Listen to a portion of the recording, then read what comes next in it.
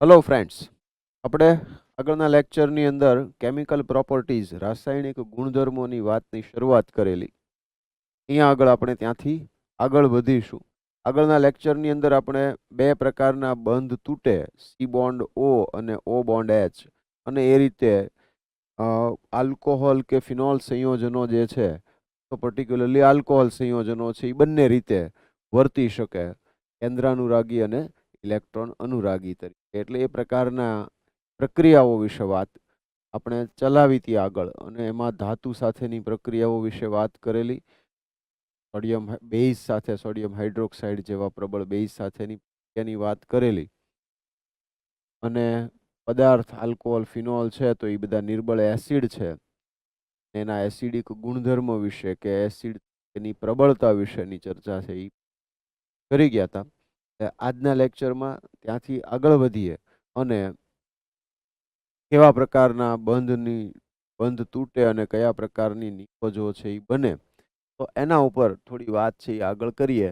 તો એસ્ટરીકરણ જે છે ત્યાંથી આપણે આગળ વાત કરવાની રહે. એટલે અહીંયા આગળ એસ્ટરીકરણ પ્રક્રિયા, આલ્કોહોલ અને ફિનોલ સંયોજનો છે એ કાર્બોક્સિલિક એસિડ, એસિડ ક્લોરાઇડ અને એનહાઇડ્રાઇડ સંયોજનો સાથે પ્રક્રિયા કરી અને એસ્ટર સંયોજનો બનાવે છે.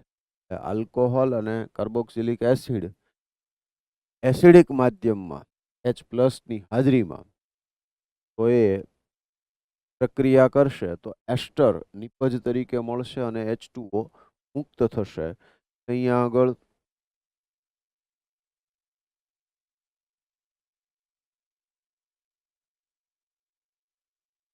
તો આ એક પ્લસ આવશે. બીજું કે એસ્ટરીકરણની પ્રક્રિયા આલ્કોહોલ અને કાર્બોક્સિલિક એસિડ વચ્ચેની પ્રક્રિયા છે એ સાંદ્ર H2SO4 ની હાજરીમાં થઈ શકતી હોય છે, તો જ આપણને નિપજ તરીકે એસ્ટર મળશે. બાકી આપણે સમજી શકીએ કે અહીંયા પ્રક્રિયા છે એ પ્રતિવર્તી પ્રક્રિયા છે. ત્યાં કાર્બોક્સિલિક એસિડ સાથેની પ્રક્રિયાથી પણ એસ્ટર મળશે. આલ્કોહોલની એસિડ ક્લોરાઇડ RCOCl સાથેની પ્રક્રિયાથી પણ એસ્ટર બનશે. અને એનહાઇડ્રાઇડ સંયોજનો એક RCOO પ્રકારના સંયોજનો હોય તો પણ નિપજ આપણને એસ્ટર છે એ મળશે. આલ્કોહોલ અને ફિનોલ બંને પ્રકારના સંયોજન છે એ આ પ્રકારની પ્રક્રિયા કરશે.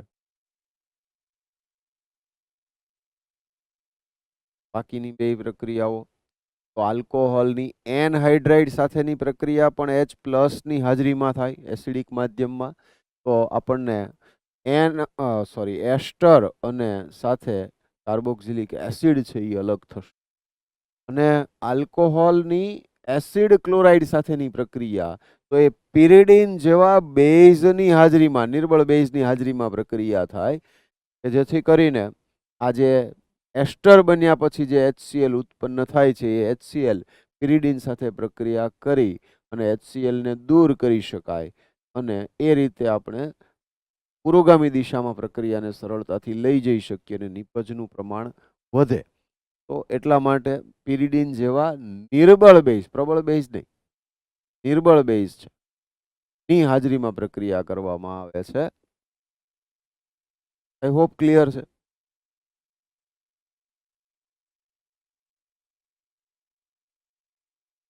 તો અહીંયા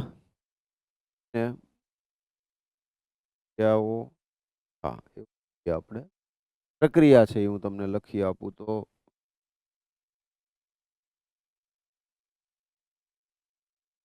એક કામ કરીએ, ઉદાહરણ લઈ લઈએ. તો CH3OH અને plus CH3 double bond O bond OH H+ ની હાજરીમાં મેં કહ્યું એમ સાંદ્ર H2SO4 લેવામાં આવતો હોય છે. 95 થી 98% જેટલી સાંદ્રતા વાળો H2SO4 હાજરીમાં આલ્કોહોલ અને કાર્બોક્સિલિક એસિડ ત્યાંથી એસ્ટર બને. તો અહીંયા આગળ CH3, હવે હું લખવાની શરૂઆત અહીંથી કરું છું, બરાબર. તો આ OH અને અહીંથી H2O દૂર થશે. તો CH3 bond C double bond O CH ને plus CH3 COOCH3 plus H2O બનશે. તો આ રીતે આપણે એક આલ્કોહોલ અને કાર્બોક્સિલિક એસિડ લઈ અને એસ્ટર નામકરણ જોઈએ તો મિથાઇલ, 2 કાર્બન એટલે ઇથેન આલ્કેન નામ ને એમાં OH જોડવાનું, તો મિથાઇલ ઇથેનોએટ એ આયુપેક નામ થશે. મિથાઇલ એસિટેટ એ પ્રચલિત નામ થશે.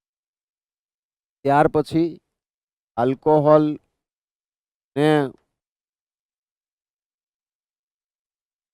CH3COCl લઈ લો, એસિડ ક્લોરાઇડ. તો આ એસિડ ક્લોરાઇડ થી ઉત્પન્ન થાય છે HCl ઉત્પન્ન થશે ને, એટલે પિરિડીન જેવો બેઝ અને નિર્બળ બેઝ લેવામાં આવે.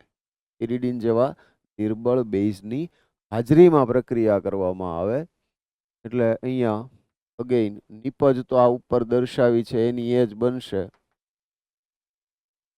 પ્લસ HCl બનશે. ને આ જે HCl બને એ પિરિડીન સાથે પિરિડીનિયમ ક્લોરાઇડ બનાવી નાખે, એટલે HCl ને દૂર કરે, એ રીતે તટસ્થ કરે, અને HCl દૂર થાય તો પ્રક્રિયા પુરોગામી દિશામાં આગળ વધે, નિપજનું પ્રમાણ વધે.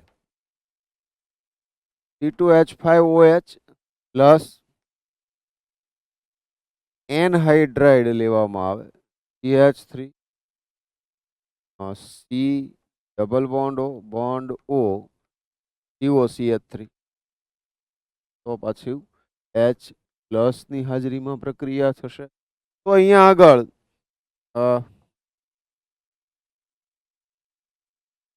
આ રીતે બંધ કોઈ પણ એક બાજુએથી બંધ જે છે એ તૂટશે અને પ્રક્રિયા થશે, અહીંથી H પ્લસ દૂર થાય. તો આ ઓક્સિજન છે એ અહીંયા ઇલેક્ટ્રોનમાં આપશે. આ તો એક બાજુએ CH3 C double bond O minus ને આ H પ્લસ એટલે CH3 C ડબલ OH બનાવશે. CH3 C ડબલ OH બનાવ, અને આ જે CH3 C double bond OC2H5 આમ મળશે.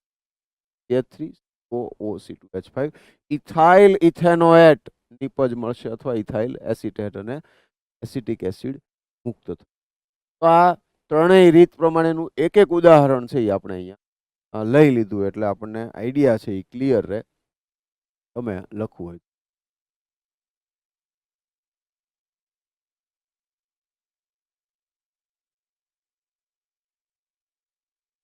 કેટલીક નાની નાની બાબતો પણ એ પણ ઇમ્પોર્ટન્ટ હોય. ક્યારેક પ્રશ્નો અલગ અલગ રીતે ઇન્ફોર્મેશન બેઝડ ટેક્સ્ટ બુકમાં આપેલું હોય એ બધું જ પૂછી શકે એ લોકો, એટલે આપણે ધ્યાનમાં રાખવું.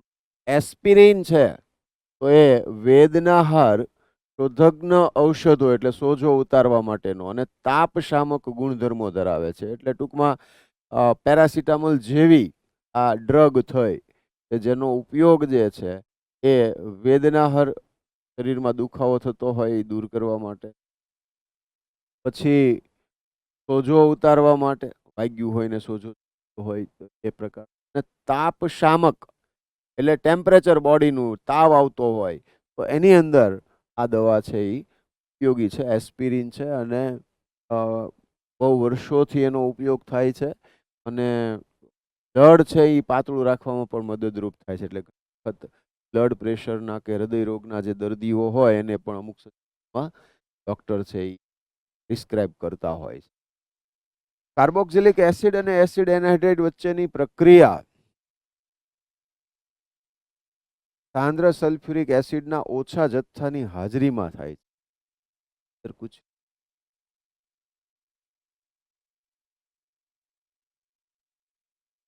ત્યાં કાર્બોક્સિલિક એસિડ અને એસિડ એનહાઇડ્રાઇડ અથવા આલ્કોહોલ સાથેની જે પ્રક્રિયા છે એમાં જે H પ્લસ ટૂંકમાં જ્યાં દર્શાવ્યો હતો ત્યાં આપણે અલ્પ માત્રામાં સાંદ્ર H2SO4 છે એનો ઉપયોગ કરવામાં ઓછા જથ્થાની હાજરીમાં પણ એને હાજરીમાં પ્રક્રિયા કરવામાં આવે છે. આ પ્રક્રિયા પ્રતિવર્તી છે અને તેથી પાણી બનવાની સાથે જ દૂર થઈ જાય છે. એ પ્રક્રિયા પ્રતિવર્તી છે એટલે અહીંયા વાક્ય રચના થોડીક ગડબડવાળી છે. થોડીક તમારી રીતે એને વ્યવસ્થિત કરજો. હું તમને જે સમજાવું છું એને પ્રોપરલી સમજજો. કહેવા એવું માગે છે કે કાર્બોક્સિલિક એસિડ અને એસિડ એનહાઇડ્રાઇડ અથવા તો આલ્કોહોલ વચ્ચેની જે પ્રક્રિયા છે એ સાંદ્ર સલ્ફ્યુરિક એસિડના ઓછા જથ્થાની હાજરીમાં થાય છે. કામ સાંદ્ર H2SO4 ની હાજરીમાં પ્રક્રિયા કરવામાં આવે છે. તો કે આ પ્રક્રિયા પ્રતિવર્તી છે અને માટે જે પાણી બનતું હોય તો એ પાણીને શું કરશે? તરત જ દૂર કરશે. એટલે અહીંયા એસિડ એનહાઇડ્રાઇડ કરતાંય વધારે યોગ્ય તો એ છે કે આલ્કોહોલ અને કાર્બોક્સિલિક એસિડ વચ્ચેની પ્રક્રિયાથી પાણી ઉત્પન્ન થશે. એ પાણી સાંદ્ર સલ્ફ્યુરિક એસિડ છે એની હાજરીમાં પ્રક્રિયા કરો તો સાંદ્ર સલ્ફ્યુરિક એસિડનો એક મહત્વનો ગુણધર્મ છે પાણીને શોષી લેવાનો, ભેજ શોષી. એટલે પાણી બનવાની સાથે જ તે H2S પાણીને શોષી લે. પાણીને શોષી લે તો ત્યાં પાણીની સાંદ્રતામાં ઘટાડો થશે. તો લ શેટેલિયરના સિદ્ધાંત મુજબ પ્રક્રિયા જે છે એ એવી દિશામાં આગળ વધે કે જ્યાં સાંદ્રતા ઓછી હોય તો એ સાંદ્રતા વધારવાનો પ્રયત્ન કરશે. એટલે પુરોગામી દિશામાં પ્રક્રિયા થશે. તો એ રીતે પ્રક્રિયા જે છે એ પુરોગામી દિશામાં થતી રહે. એટલા માટે સાંદ્ર પ્રક્રિયા કરવા.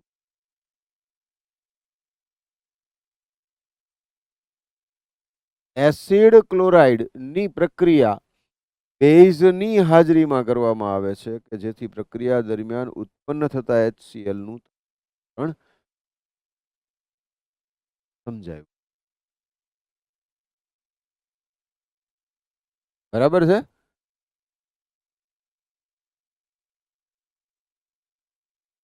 તે સંતુલનને જમણી બાજુ સ્થાનાંતરિત કરે છે. એટલે નિપજમાંથી જે એક ઘટક છે એને તમે દૂર કરી દો તો સ્વાભાવિક છે કે પ્રક્રિયા છે એ પુરોગામી દિશામાં આગળ વધતી રહેશે. નિપજનું પ્રમાણ વધતું જ.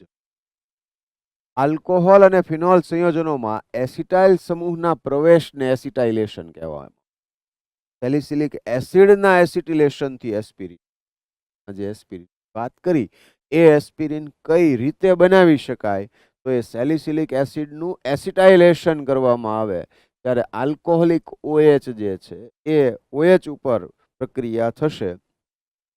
H3CO2H+ ની હાજરીમાં પ્રક્રિયા થશે. OCOCH3 CH3COH પડશે. એસિટાઇલ, આ OCOCH3 એટલે acetyl salicylic acid. Salicylic acid જે હતો એમાં H દૂર થઈને COCH3 એસિટાઇલ સમૂહ કહેવાય દાખલ થયો. એટલે એને કીધું એસિટાઇલ સેલિસિલિક એસિડ અથવા પ્રચલિત. બરાબર. તો એ રીતે એસ્પિરિન છે એ બનાવવામાં આવે છે. અહીંયા આગળ આપણે આમ લખવું સેલિસિલિક એસિડ આવડતું હોવું જોઈએ કે બેન્ઝીન ઉપર ડબલ OH અને OH આ બે વચ્ચેની પ્રક્રિયા જે છે એ શું થશે?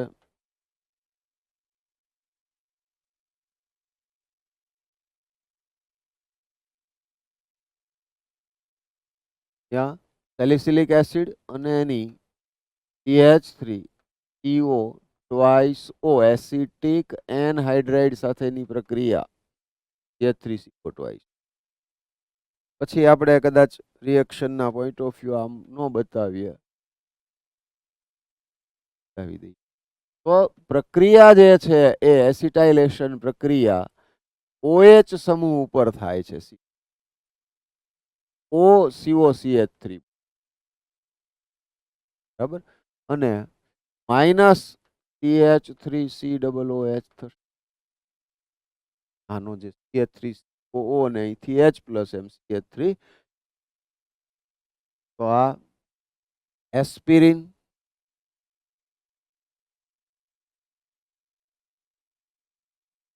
અથવા તો એસિટાઇલ સેલિસિલિક એસિડ બનશે. તો આ રીતે આપણને એસિટાઇલ સેલિસિલિક એસિડ અહીંથી H એક CH3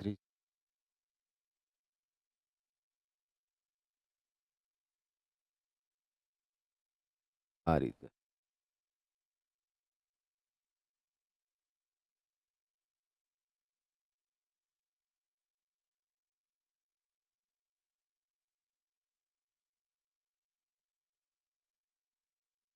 હવે તો ખ્યાલ આવી ગયો હોવો જોઈએ.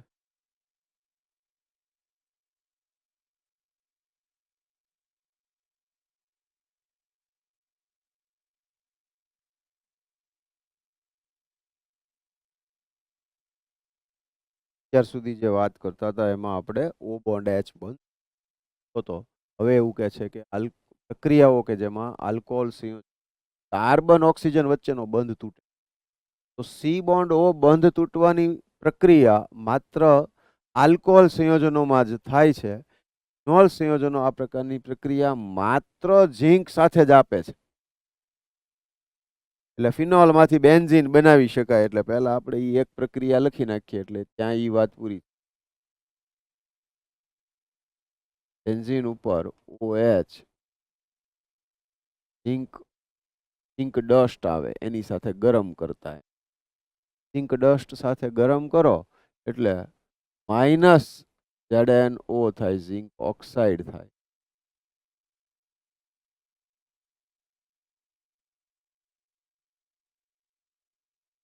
એટલે બેન્ઝીન બને છે એવું દર્શાવવા માટે ને ત્યાં બંધ તૂટીને H છે એ ત્યાં જોડાયો એવું દર્શાવવા માટે ખાલી આપણે આમ લખેલું છે. આવી રીતના H ન લખો ચાલે, ખાલી બેન્ઝીન. ટૂંકમાં બેન્ઝીન નિપજ તરીકે આપણને મળશે.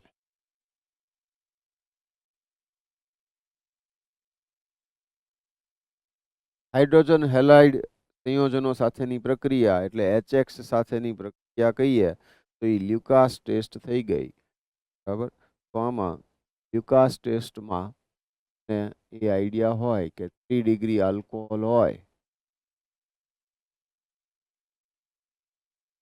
પ્લસ શું થશે સાંદ્ર HCl સાથેની પ્રક્રિયા. 3 ડિગ્રી આલ્કોહોલ હશે તો તરત જ ટર્બિડિટી શબ્દનું ટર્બિડિટી એમ નામ રાખું છું મળશે. એટલે દ્રાવણ ધૂંધળું થઈ જાય એને ટર્બિડિટી કહેવાય ટૂંકમાં. બરાબર. કારણ કે જે પદાર્થ ઉત્પન્ન થશે એ આલ્કાઇલ હેલાઇડ હશે. આલ્કાઇલ હેલાઇડ હશે તો એ પાણીમાં અદ્રાવ્ય હશે ને એના કારણે ટર્બિડિટી ઉત્પન્ન થશે. તરત જ ટર્બિડિટી મળે તો 3 ડિગ્રી આલ્કોહોલ હોય, સાંદ્ર HCl અને નિર્જળ ZnCl2 સાથેની પ્રક્રિયાથી આમ થાય.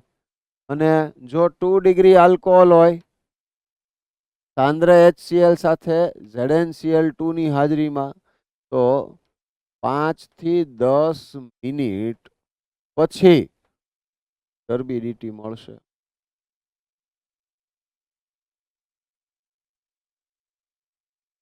અને ત્રીજું બહુ જ ઇમ્પોર્ટન્ટ છે, 1 ડિગ્રી આલ્કોહોલ હોય અને જો તમારે એની સાંદ્ર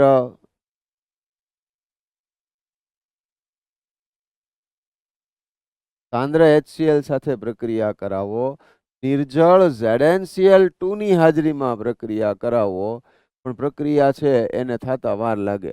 અડધો કલાક એવી હો જાય ને 4-6 કલાક એવી. એટલે ગરમ કરવું. ગરમ ન કરો તો 25 થી પછી પ્રક્રિયા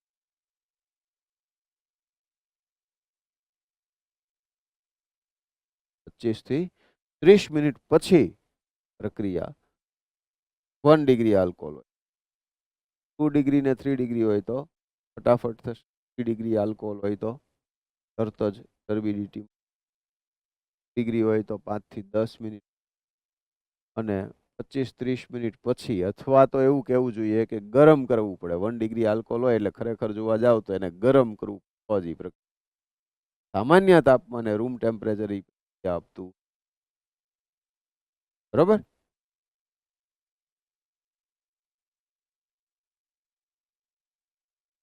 તો આ જે ટેસ્ટ છે એને લ્યુકાસ ટેસ્ટ કહેવામાં આવે છે. લ્યુકાસ કશું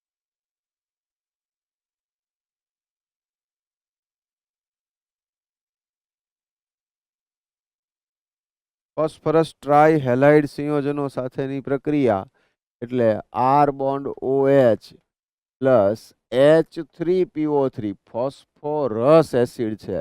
તો H3PO3 જે છે એ કયો લેવો? આ H3PO3 છે, અહીંયા 3 લ્યો તો અહીંયા 3 લઈ લેવાના. ઓહ સોરી,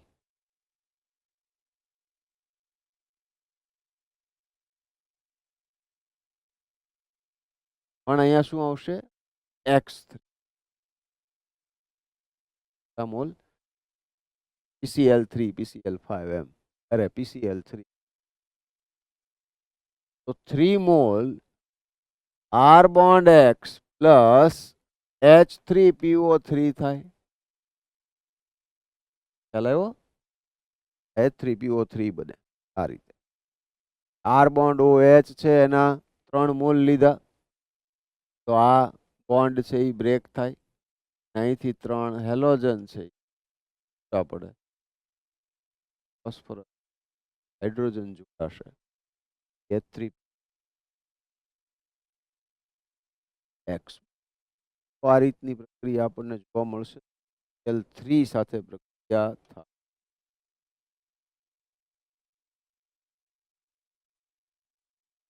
નિર્જલીકરણ આલ્કોહોલ સંયોજનો સાંદ્ર H2SO4 અથવા H3PO4 જેવા પ્રોટિક એસિડ અથવા નિર્જળ ઝિંક ક્લોરાઇડ અથવા એલ્યુમિના ઉદ્દીપક દ્વારા નિર્જલીકરણ પામીને આલ્કીન સંયોજન બનાવે. આલ્કીન સંયોજનો જે બને છે એના ઉપર ક્લિયર થવી જોઈએ વાત. આલ્કોહોલ જે પ્રકારનો છે 1 ડિગ્રી હોય તો એ પ્રમાણે હોય તો, અને 3 ડિગ્રી હોય તો અહીંયા આગળ આ ટેમ્પરેચર આની અંદર આલ્કીનની નિપજ બનતી હોય તો ત્યાં અગત્યનું રહેશે. ત્યાં એવું કહું કે આમ CH3 CH2OH 443 કેલ્વિન તાપમાન અને સાંદ્ર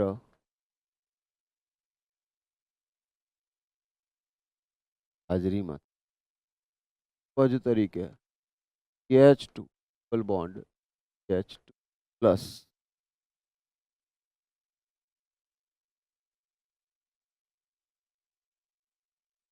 આમની CH2 ડબલ, બરાબર.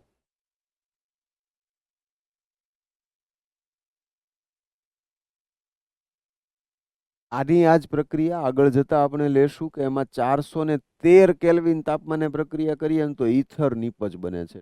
443 ને 413 આ વાળું કોમ્બિનેશન. એટલે ટૂંકમાં આપણે એવું યાદ રાખવાનું કે ઊંચું તાપમાન હોય 443 એ ઊંચું થઈ, 413 એ નીચા તાપમાને ઈથર બનશે, ઊંચા તાપમાને આલ્કીન બનશે. બરાબર. અને વાયા કાર્બોકેટાયન બને છે આ પ્રક્રિયા. આ પ્રક્રિયા છે એનું આઈ થિંક મિકેનિઝમ પણ આપેલું છે, આપણે જોતા જઈએ આ જ પ્રક્રિયા માટે. તો CH3 CH2 bond OH plus H plus step 1 લઈ લઈએ તો અહીંયા CH3 bond CH2 bond OH2 plus M આવી જાય. કર્યું ઓક્સિજને ઇલેક્ટ્રોન યુગ્મનું દાન કરી અને H પ્લસ ને પોતાની સાથે જોડ્યો, બંધ બનાવ્યો, એટલે H2O પ્લસ હવે એ સરળતાથી દૂર થઈ શકે. એટલે અહીંયા CH3 bond CH2 bond OH2 plus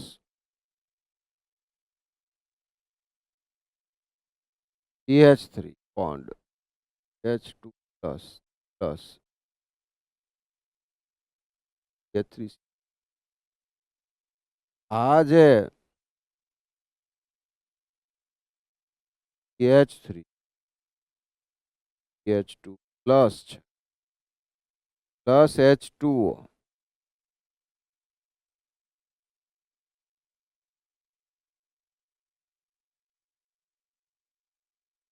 આ H પ્લસ ને એબ્સોર્બ કરી લે.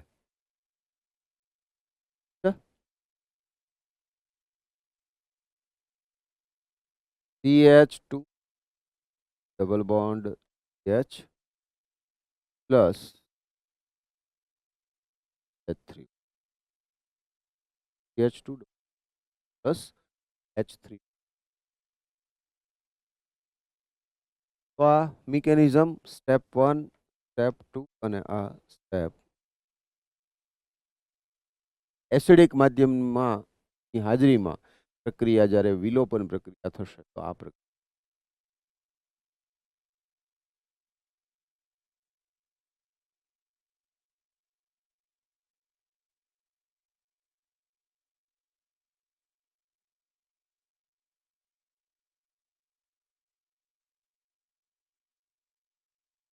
તિયક અને તિયક આગળ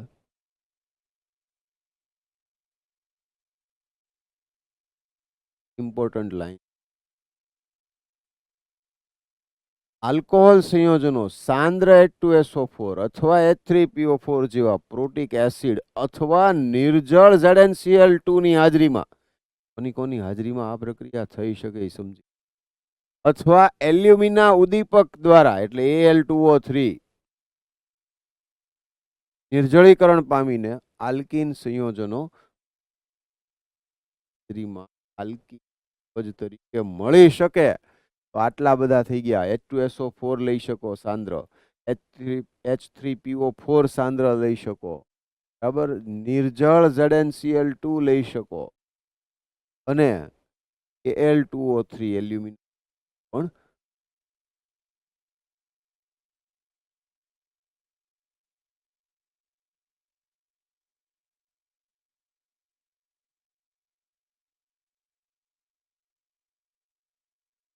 દ્વિતીયક અને તૃતીયક આલ્કોહોલ સંયોજનોનું નિર્જળીકરણ મંદ પરિસ્થિતિઓમાં થાય છે. એટલે દાખલા તરીકે 2 ડિગ્રી આલ્કોહોલ છે, હા, તો 2 ડિગ્રી આલ્કોહોલ માટે 85% H3PO4 અને 440 કેલ્વિન તાપમાને પ્રક્રિયા થાય એટલે CH3 CH double bond CH2 plus H2 propyne.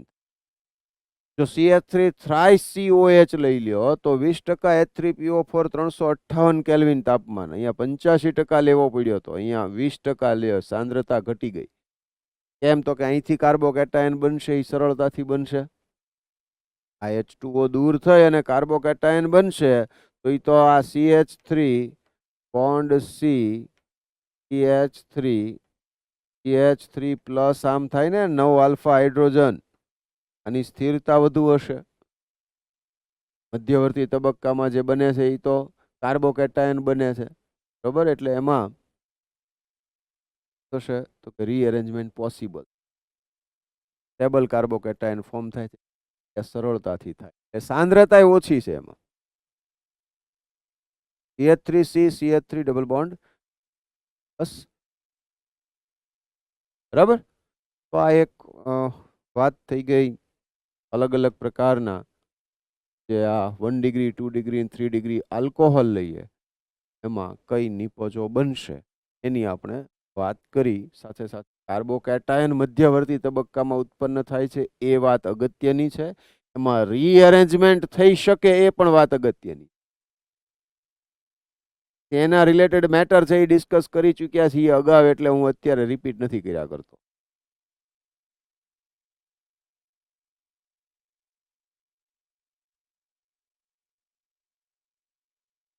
Alcohol સંયોજનોની સાપેક્ષ નિર્જળીકરણ સરળતાનો ક્રમ તૃતીયક ગ્રેટર દેન દ્વિતીયક ગ્રેટર દેન પ્રાથમિક. ઇથેનોલના નિર્જળીકરણની ક્રિયાવિધિમાં નીચા દર્શાવેલા તબક્કાઓનો સમાવેશ થાય. આ આપણે જોઈ, બરાબર.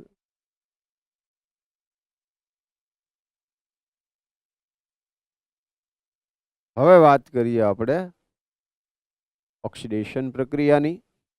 તો આલ્કોહોલ સંયોજનોના ઓક્સિડેશનમાં O બોન્ડ H અને C બોન્ડ H બંધો છે અને કાર્બન અને ઓક્સિજન વચ્ચે દ્વિબંધ. અહીંયા O બોન્ડ H બંધનું તૂટવું અને C બોન્ડ H બંધનું તૂટવું એટલે પ્રક્રિયામાં નિપજ તરીકે બનશે, એમાં સી ડબલ બોન્ડ. આ પ્રક્રિયા છે કે જેમાં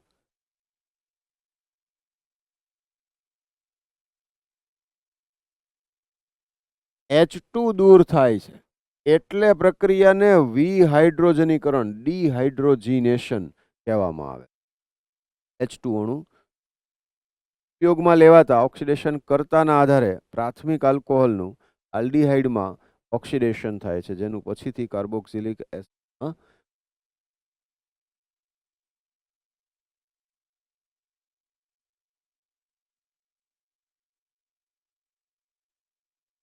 તો આ RCH2OH ઓક્સિડેશન થયું તો આલ્ડીહાઇડ RCHO, એનું ફર્ધર ઓક્સિડેશન થયું તો RCOOH કાર્બોક્સિલિક. તો આલ્કોહોલ સંયોજનોમાંથી સીધા જ કાર્બોક્સિલિક એસિડ સંયોજનો મેળવવા એ KMnO4 જેવા પ્રબળ ઓક્સિડેશન કરતાનો અલગીકરણ માટે આ બધા વાંચજો બરાબર. બધી પ્રક્રિયાઓ આગળ આવી ગયેલી છે. આપણે RCH2OH ઓક્સિડેશન કરો એટલે RCHO, ફર્ધર ઓક્સિડેશન થાય એટલે કાર્બોક્સિલિક એસિડ. જો KMnO4 લ્યો પ્રબળ ઓક્સિડેશન કરતા તો તમને પ્રોડક્ટ તરીકે કાર્બોક્સિલિક એસિડ મળે. પણ જો નિર્બળ ઓક્સિડેશન કરતા લ્યો, દાખલા તરીકે નિર્જળ માધ્યમમાં CrO3, તો તમને આલ્ડીહાઇડ નિપજ તરીકે મળે. Very important. जनरली में धोखा हो जाता है. CrO3 લખેલું હોય, ઓક્સિડેશન પ્રક્રિયા લખેલી હોય, મારે નિપજ તરીકે આલ્ડીહાઇડ લખવું કે કાર્બોક્સિલિક એસિડ?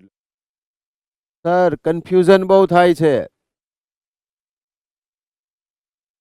જુઓ ફ્રેન્ડ્સ, CrO3 ની સાથે H2SO4 આપેલું હોય, H2SO4 એક્વિયસ જ હોય, જલીય માધ્યમ થઈ ગયું. ધેટ મીન્સ કે મારે કાર્બોક્સિલિક એસિડ લખવું. CrO3 ની જોડે જો એનહાઇડ્રાઇડ આપેલો હોય, એસિટોન જેવું કંઈ આપેલું હોય, નિર્જળ માધ્યમ થઈ ગયું. નિર્જળ માધ્યમમાં તમને તરીકે ડીહાઇડ મળે. એવું વસ્તુ. અને સમજો બરાબર, પ્રાથમિક આલ્કોહોલ સંયોજનોના ઓક્સિડેશનથી આલ્ડીહાઇડ સંયોજનો સારી નિપજ મેળવવા માટે પિરિડિનિયમ ક્લોરોક્રોમેટ PCC ઉત્તમ પ્રક્રિયક છે. એટલે તમારે આલ્ડીહાઇડ જોતો હોય તો બેસ્ટ રિએજન્ટ છે એ પિરિડિનિયમ ક્રોમેટ. પિરિડિન અને HCl નું મિક્સચર, પિરિડિનિયમ ક્રોમેટ, સોરી પિરિડિન, CrO3 અને HCl. બરાબર. જે ક્રોમિયમ ટ્રાયોક્સાઇડનું પિરિડિન અને HCl નું સંકીર્ણ. બરાબર. તો અહીંયા આગળ તમે જોઈ શકો કે PCC નિર્બળ ઓક્સિડેશન કરતા છે, એટલે એ ડબલ બોન્ડનું ઓક્સિડેશન નહીં કરી શકે.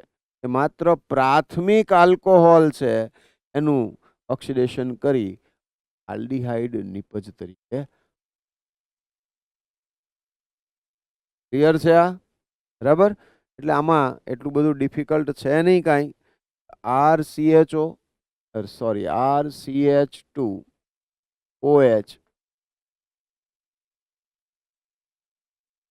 CrO3 નિર્જળ અથવા PCC. PCC એટલે શું?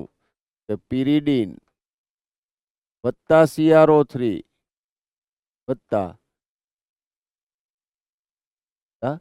HC.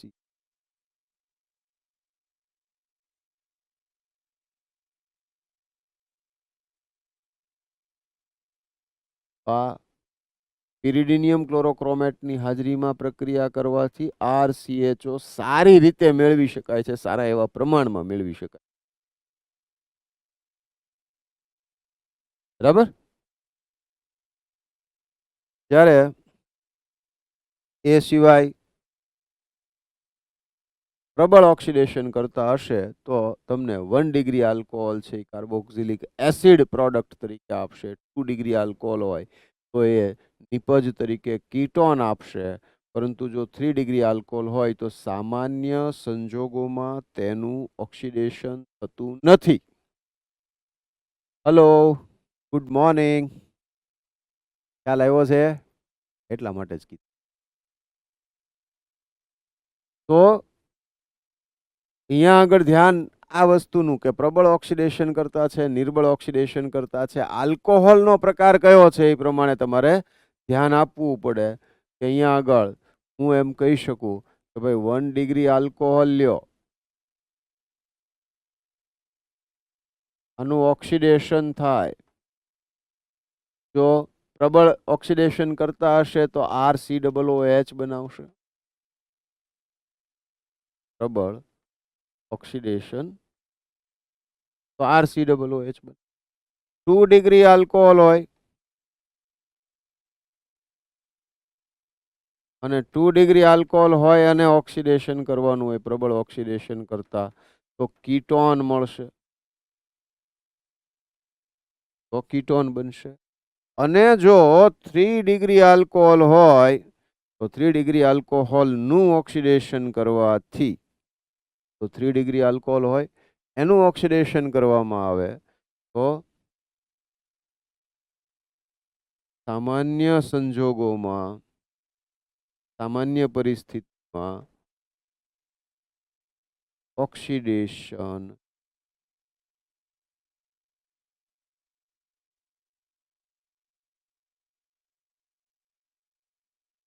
આઈ હોપ કે પહેલા આટલું તો ક્લિયર હશે. બરાબર.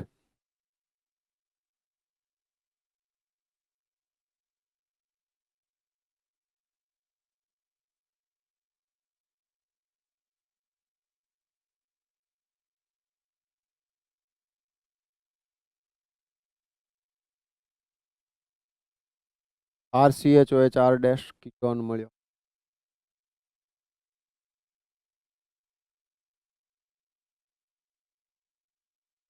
તૃતીયક આલ્કોહોલ સંયોજનો છે એ ઓક્સિડેશન પ્રક્રિયા આપતા નથી. પ્રબળ ઓક્સિડેશન કરતા અને ઊંચા તાપમાન જેવી પ્રબળ પ્રક્રિયા પરિસ્થિતિએ જુદા જુદા સી બંધ તૂટે છે અને ઓછી કાર્બન સંખ્યા ધરાવતા કાર્બોક્સિલિક એસિડ સંયોજનોનું મિશ્રણ મળે છે. આ ધ્યાનમાં રાખવા જેવું છે. વિધાન અને કારણ પ્રકારના પ્રશ્નો બહુ પૂછાય છે. આપણે પુસ્તક ઉપર ધ્યાન ઓછું દેતા હોઈએ તો આવી બધી બાબતો છે એ રહી જાય ધ્યાન બહાર. પછી આપણે ખાલી કોકને બ્લેમ કરવાના રહે, બરાબર વાંચ્યું નું કામ નું. અને ઘણા મહાનુભાવો છે એ આ બેઝિક ટેક્સ્ટ બુક છે એ વ્યવસ્થિત નથી ભણાવતા અને અઘરું અઘરું બહુ ભણાવ્યા કરે છે. આ બેઝિક છે તો આની જ જરૂર છે, કશાયની જરૂર નથી. એડવાન્સ વાળાને તો જ આવડે, આ પેલા એને હરખું આવડતું હોય. તકલીફ મોટા મોટી ન્યા આવે છે. એનીવે, આ પ્રબળ ઓક્સિડેશન કરતા અને ઊંચા તાપમાન જેવી પ્રબળ પ્રક્રિયા પરિસ્થિતિએ જુદા જુદા સી બંધ તૂટે એટલે ઓછી કાર્બન સંખ્યા ધરાવતા કાર્બોક્સિલિક એસિડના સંયોજનોનું મિશ્રણ મળે છે. જ્યારે પ્રાથમિક અને દ્વિતીયક આલ્કોહોલ સંયોજનોને 573 કેલ્વિન તાપમાને ગરમ કરેલા કોપર પરથી પસાર કરવામાં આવે ત્યારે વિહાઇડ્રોજનીકરણ થાય, H2 દૂર થાય, ડિહાઇડ્રોજીનેશન, વિહાઇડ્રોજનીકરણ થાય અને આલ્ડીહાઇડ અથવા કીટોન સંયોજન બને છે. જ્યારે તૃતીયક આલ્કોહોલ સંયોજનો નિર્જળીકરણ પ્રક્રિયા આલ્કોહોલ સંયોજન અનુભવશે નિર્જળીકરણ.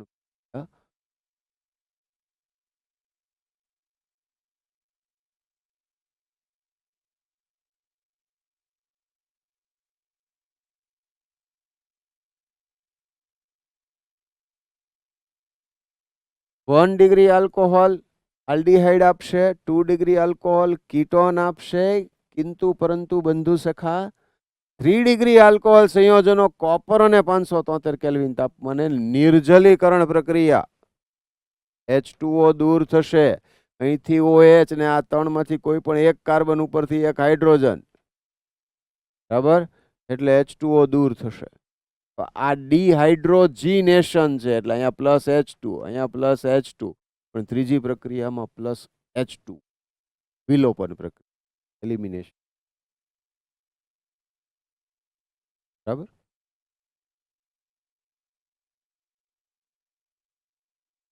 और एक सुंदर सी बात में बताई जा रही है, तो हम ढंग से सुनेंगे और समझेंगे.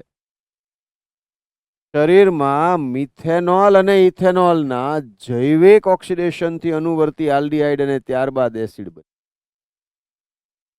तो दोस्तों, बात कर रहे हैं हम लट्ठा कांड के. જ્યારે આલ્કોહોલ ઇથેનોલ પીવાવાળા જે હોય એને ભૂલથી મિથેનોલ આવી જાય, તો મિથેનોલ આલ્કોહોલના એક વિશેષતા છે, નીચી ઓછી કાર્બન સંખ્યા ધરાવતા જે બધા આલ્કોહોલ છે એમાં ઇથાઇલ આલ્કોહોલ સિવાયના બધા આલ્કોહોલ ઝેરી છે. યસ, ઠીક સુના આપને. except ethanol, all these alcohols are poisonous.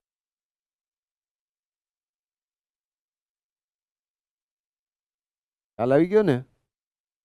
સંભળાવવાનો કઈ ઈરાદો નહોતો, તો બોલાઈ ગયું. બરાબર. એટલે ઇથેનોલ સિવાયના બધા આલ્કોહોલ છે.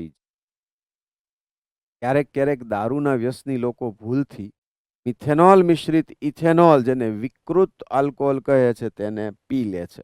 હવે પી લે તો પછી શું થાય સમજ. શરીરમાં મિથેનોલ છે એ સૌ પ્રથમ મિથેનાલમાં ઓક્સિડેશન પામે છે, ને ત્યારબાદ મિથેનોઇક એસિડ એટલે HCOOH બનાવી નાખે. આ તમે સમજો, સમજતા ન. તો CH3OH મિથેનોલ છે, એટલે પહેલા મિથેનાલમાં રૂપાંતરિત થાય એટલે HCHO થયું, ઓક્સિડેશન પામે. ત્યારબાદ HCOOH માં એ ઝેરી છે, એટલે અંધાપાનું કારણ બને અને મૃત્યુનું કારણ. મિથેનોલની વિષાલુ અસરથી, ઝેરી અસરથી પીડિત દર્દીને સારવારમાં એને જે લેવું તું ને મળ્યું નહોતું એ આપવામાં આવે છે. ઇથેનોલ આંતઃશિરા દ્વારા મંદ ઇથેનોલ આપવામાં, બચાવવા માટે પાછો ઇથેનોલ આપવો પડે છે, પણ પાણી વાળો. બરાબર. એટલે અહીંયા મિથેનોલ જે છે એ મિથેનોલનું ફર્ધર ઓક્સિડેશન થતું અટકાવી શકાય ને ડાયરેક્ટ મિથેનોલને એના સ્વરૂપમાં જો એમાંથી બહાર કરી શકાય. બેસ્ટ મેથડ રહે. ભાગે મિથેનોલ એને પણ પીધો લઠ્ઠો તો એ ઉપર જતી રહેવાની સંભાવના જ સૌથી વધુ. આલ્ડીહાઇડનું એસિડમાં ઓક્સિડેશન કરવા માટે જવાબદાર ઉત્સેચક પાણી ગ્રહણ કરીને કિડનીને મિથેનોલનું ઉત્સર્જન કરવા માટે જે ઇથેનોલ ઉમેરવામાં આવે છે એ મૂળભૂત રીતે એટલા માટે ઉમેરવામાં આવે કે જેથી કરીને ઇથેનોલમાંથી મિથેનાલ બનતું અટકાવી શકાય ને એ જ સ્વરૂપમાં દૂર કરી શકાય.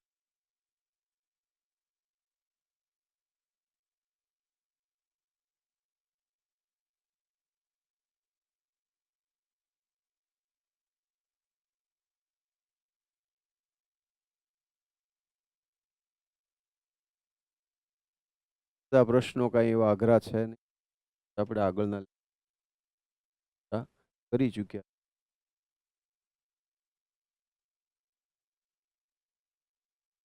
આજે મેં આલ્કોહોલ સંયુક્ત પૂરી કરીએ છીએ. ફિનોલ છે એના રાસાયણિક ગુણ આગળના લેક્ચર